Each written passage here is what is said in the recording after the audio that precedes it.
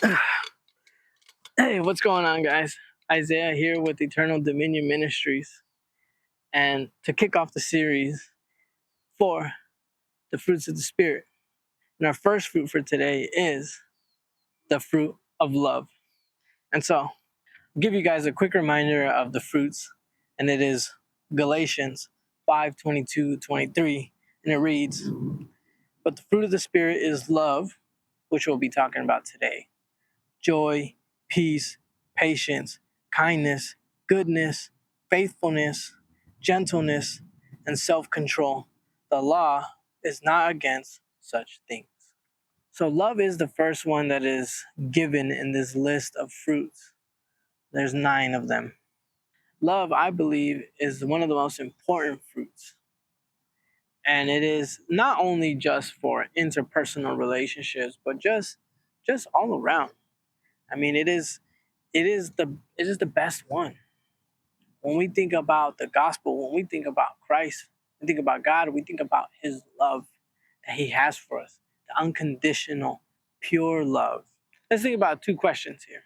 So the first question here is, what does love look like biblically? Or how would you define love? Write it down in your journal, and then we'll compare to see if it's close.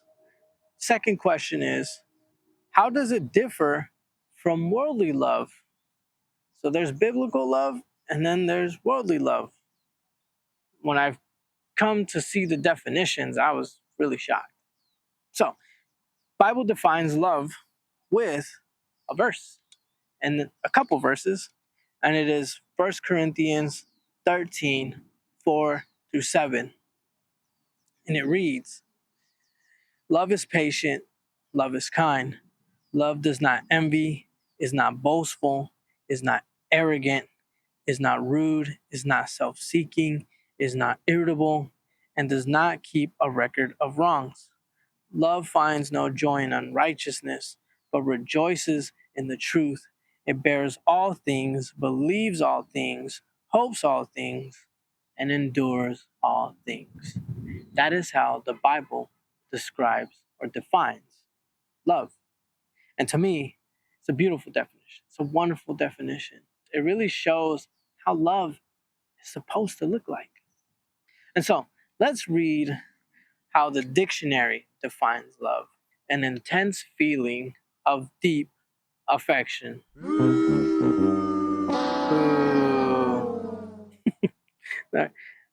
It also defines love as deep, romantic, or sexual attachment to someone.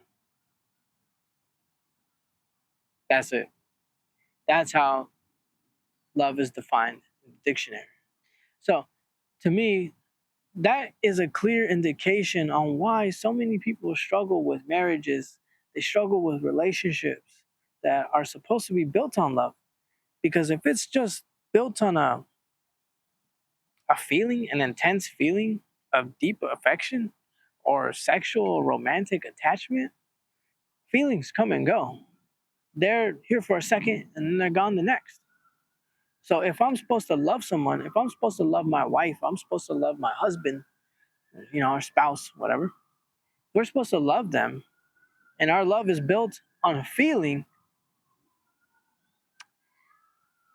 how can our marriages ever last? Think about it like this. January 1st, you're on fire. You said, this is the year I'm going to get ripped, I'm going to get jacked and stacked. I'm going to hit the gym every day. January 2nd, you hit it hard because you still got that feeling. And you're like, yes, I'm going strong. And then the next day, you're still strong. And then the second week rolls around. And then you're like, man, yeah, I don't know. I'm not really feeling it today. So if my love is built on that feeling, it's like the same thing. You're just going to quit. When times get hard, you're going to quit.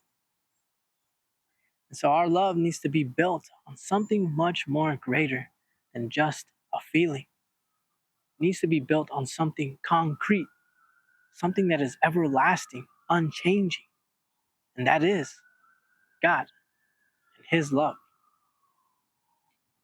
As you may know, the Bible was not written in English originally, and there were several languages. And so one of the languages was Greek. And so we're going to read about the words used in the Greek.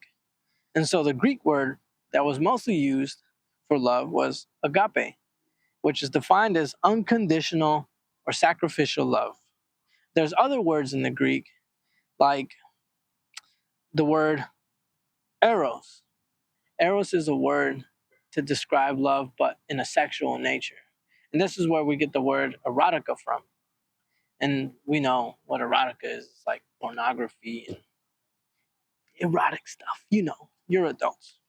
But agape is the highest form of love. And so worldly love is based on self. It's based on that feeling or a romantic or sexual attachment. These feelings come and go. So how could our love be built on that? If love is based purely on sexual attachment, then those who struggle with lust, they're going to love someone every other minute. I'll be vulnerable here and I'll speak about myself. And so I battle with lust. That is my hardest struggle. And if I was to build my love for my fiance on this dictionary love of that strong sexual attachment or romantic attachment, I would love somebody else every other second, every other minute. If I give into my lustful nature, I would love this person. I would love that person. I love my fiance, but in reality, I don't love any of them because it's built on an emotion. It's built on a feeling, and these feelings mean nothing. Of course, when we come to find a partner, we have to feel something. Attraction. We have to feel attraction. So I can't say that it's nothing. But to build a whole marriage, to build and base the rest of your life on a feeling, it's probably not the wisest choice. And we see that. We see that divorce rate is high. We see many broken homes, kids that are growing up in separate households with their mom and their dad, and that's because we give into these feelings. And we try to make these feelings, we try to like squeeze all the juices out. And there's not really much there in that feeling because we need to go deeper. It needs to be built on something concrete. The Bible gave us a great model on what love should look like. That was the verse 1 Corinthians 13, 4 through 7. Take a look at your relationship. More specifically, take a look at your partner. How do they live up to those standards of love described in 1 Corinthians? And so now you're thinking, yeah, they're not checking that box. They're not checking that box. Okay, now check off the boxes for you. How many of those boxes that you were just flaming them about are you missing too? Now it's a little bit more intense now. Like, you didn't have to say that. I did. It had to be said. Okay, we need to look at ourselves too. I know we like, pushing the blame. We like, pointing out others' flaws, not ourselves, because it kind of hurts. But we also need to look at ourselves too. Agape love is the love that God has for us. It's the type of love that we should have for all. Remember that the Bible describes the church as the bride of Christ. And so the love that Christ has for us is this agape love. And it's the love that we should have for Christ as well. And worldly love is more closer to the love that is eros, or the Greek word eros, that is more of a sexual nature, that is more attached to feelings and sexual actions. So these two words, they can both mean love, but they don't actually mean the same type of love. They're very different. So what are some examples of love in the Bible that we can look at? The greatest example is Jesus himself. Let's take a look at Jesus talking to his disciples in John 13:34. It says, "A new commandment I give to you, that you love one another as I have loved you, that you also love one another. By this, all will know that you are my disciples, if you have love for one another. If we have Christ residing in us, we're going to spread that fruit of love. We're going to produce that fruit. And we're going to give that fruit to all. Not just our friends, not just our families, but to our enemies as well. It says to love all. Love your neighbor as yourself. Is one of the greatest commandments. Agape was defined as sacrificial love. And we see this through Jesus' action and his endurance to the cross, and how he endured the cross joyfully because he knew that he was making this sacrificial act. He did that out of love, so that way we may spend eternity with him. So that way the Father may look at us as worthy of his love as well. Then let's take a look at John 3:16, the world's most famous verse.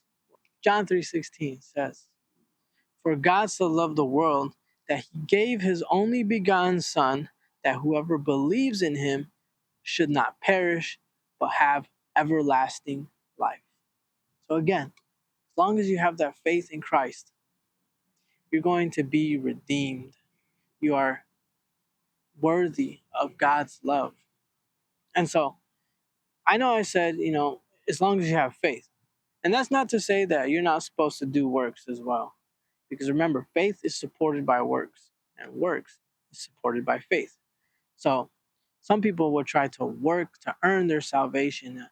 You don't have to worry about that. It's not about earning, you're not working for it. Your faith is what secures that. So his love does not depend on the amount of work that you do. It's not on the merit, your status, or the money, or anything. It doesn't matter what you do. The only thing that matters is your faith in his Son. That's the only thing that matters. So, some final remarks. How many aspects of love given to us in 1 Corinthians 13:4-7 do we find easy? Let's take a quick look. Put myself on blast. Sometimes I am not patient. I know that is a box that is kind of like halfway checked. And I know that. I know that my fiance behind the camera just kind of like went like, you do not have that box. She might need to look at the second one. Love is kind. Love is not rude. But um, which of them do we find easy? Which of them do we find difficult? For those in a relationship, do you find yourself struggling with certain aspect of love given to us here often? If you're not in a relationship, how can you practice love in order to prepare yourself for a future husband or wife? So I know a lot of people want to jump into a relationship and they're like, I'm ready, I'm ready, I'm ready. But are you ready? So take a moment to reflect on how Christ showed love to those who mistreated him as he bore his cross and while he was on the cross. Every day as you wake up and throughout the day, ask yourself, how can I love like Christ? Can my love endure how his love endured? Make sure you understand each aspect given in the verse in 1 Corinthians. Make sure you understand what it means to be patient, kind, what it means to endure. It's not boastful, it's not arrogant. Read it over and make sure you understand it. Because if you read it and you just read it, okay, I heard it. That's one thing. But it's a completely different thing to really understand what love is supposed to be. It's going to be hard because love is not rooted in selfish ways. It does not seek for gain, to be the winner, to be the master, to be on top. That is not love. Love is more submission, is humble, is selfless, and it seeks to uplift others, even at our own expense sometimes. Sometimes you're not going to be the winner, and that's okay. Because sometimes love is putting others before yourself. Love is to give everything and expect nothing in return. Now, this is one that really hit me because I used to believe that it was 50-50. Or what I give, I should get in return. But when I heard this, when I heard that I should give and expect nothing, that is a better mindset. Because when you expect something back and it doesn't come back, what happens then? You become bitter, or then you become angry, or then you think, man, I'm not getting what I deserve. Don't expect anything in return. Not because what you give is more valuable, but because giving and showing godly love is the testament how the love of God given to us through Christ is our payment. So get to know God, and you will get to know what true love is. And once you know it, once you've experienced that love, there's going to be nothing more greater. So that is the fruit of love. And again, if there's something that I missed, or if there's something you'd like to add, of course, always leave it down in the comments. And I'd love to read it over. And yeah, I hope you guys enjoy it. Peace.